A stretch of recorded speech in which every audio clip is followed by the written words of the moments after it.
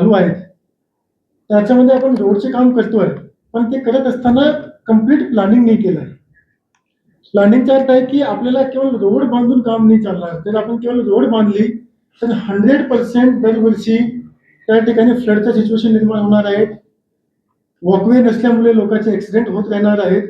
तर आता आम्ही MIDC आणि सर्व डिपार्टमेंटला सूचना दिलेली आहे की अर्बन डिझायनरचं आम्ही कन्सल्टंट जे आहे ते ऑनबोर्ड घेतलेलं आहे. त्याच्याकडून ते जे सर्व जे रस्त्याचे जे काम चालू आहे त्याची एकतर गुणवत्ता प्लस रस्त्याच्या सोबत त्या ठिकाणी वॉकवे, तिथे स्ट्रॉंग वॉटर ड्रेनेजची परिस्थितीची व्यवस्था, जवळपास 10% एरिया सोडला तर पूर्ण MIDC मध्ये कुठेही स्ट्रीट लाईटची व्यवस्था नाही आहे.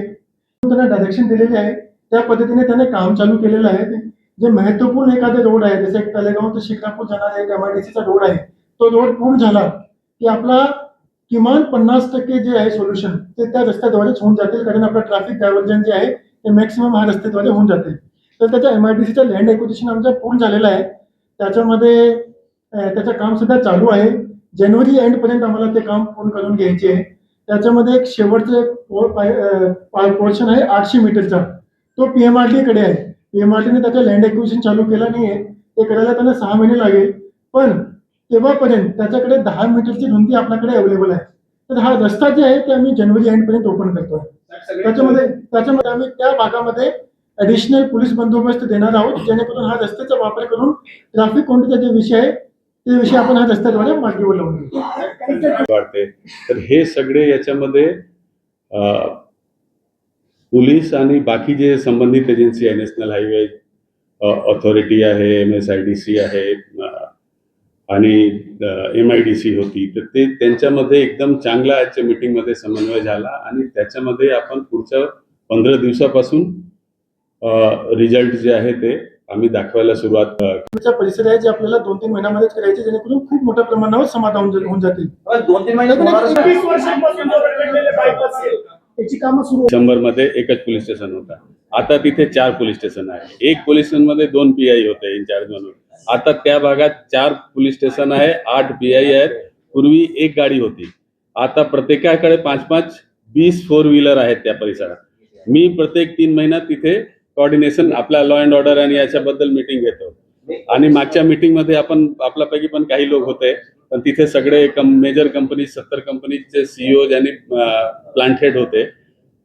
तेच आमची चर्चा झाली तिथे की ज्यावेळी आम्ही पहिली मीटिंग घेतली होती त्या मीटिंग मध्ये जे चर्चाचं स्वरूप होता आणि जे मागे 1 महिन्यापूर्वी 15-20 दिवसापूर्वी जी झाली त्याच्यामध्ये जे चर्चाचं स्वरूप होता तो पूर्णपणे बदललेला आहे. एकही माथाडीबद्दल कंप्लेन नाही, एकही गुंडागर्दी, एक्स्टॉर्शन, काम जबरीने द्या याच्यासाठी कंप्लेन नाही.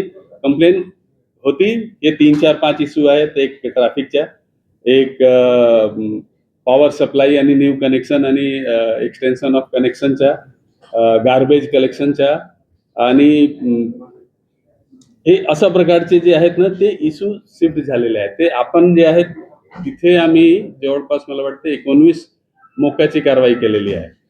लोक तिथे एक पोलीस स्टेशन मध्ये 100 लोक असायचे, आता त्या परिसरामध्ये 400 लोक आहेत, 400 पोलीसचे, आणि 20 गाड्या 4 व्हीलर आणि 20 2 व्हीलर आहे. तर ते जे आपण म्हणत आहे ते मला माझ्या आपल्यासे विनंती राहील की आपण एक जे ग्राउंडला खात्री करा, आणि जर कोणी असं असेल तर आम्ही परत करा. आमचे काम संपत नाही, हे चालू असतो, कॅट अँड माऊसची गेम आहे. पण बऱ्यापैकी आपण तिथे आता दाबून ठेवलेलं आहे. आता तिथे परिस्थिती कोणाकडूनही इंडस्ट्रीकडून मला ऍटलिस्ट प्रत्येक 3 महिन्याच्या मीटिंग मध्ये, हल्लीच्या मीटिंग मध्ये हे सब्जेक्ट आलं नाही.